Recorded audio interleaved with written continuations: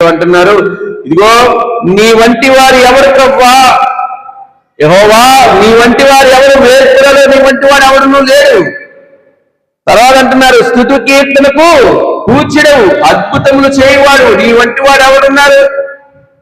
యావత్ ప్రపంచంలో అద్భుతాలు చేయగలిగిన ఏకైక దేవుడు నజరేయుడైన యేసు మాత్రమే.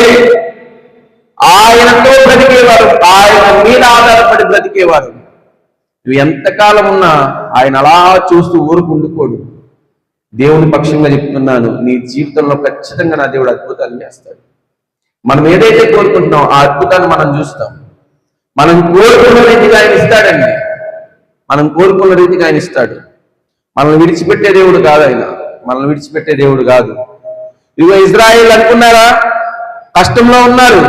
వెనక చూస్తే ఫరో సైన్యం ఉంది, ముందు చూస్తే ఎర్ర సముద్రం ఉంది. ఈ రెండిటికి మధ్యన నలిగిపోతూ అక్కడున్న సేవకుడు అంటున్నారు, మోషే మమ్మల్ని ఇక్కడ చంపడానికి తీసుకుని వచ్చావా అని అడుగుతా ఉంటే మోషే ఏలుగెత్తి ప్రార్థన చేశాడు, ప్రభువా ఏంటి నాయన, మా దిక్కు ఏది, ఏ దిక్కు లేదు. ఇప్పుడు వెళ్ళడానికి, ఎదరికి వెళ్ళడానికి ఎర్ర సముద్రం, వెనక్కి వెళ్తే ఫరో సైన్యం, ఏం చేయాలి ప్రభువా, దిక్కు లేదు అని అనుకున్నప్పుడు, దిక్కు లేదని అనుకున్నప్పుడు దేవుడు ద్వారాన్ని తెరిచాడు. ఏ ద్వారం అదండి? ఎవరైనా ప్రపంచంలో ఎవరైనా ఊహిస్తారా అలాంటి ద్వారాన్ని? దేవుడు ఎలాంటి ద్వారాన్ని తెలిసాడు తెలుసా?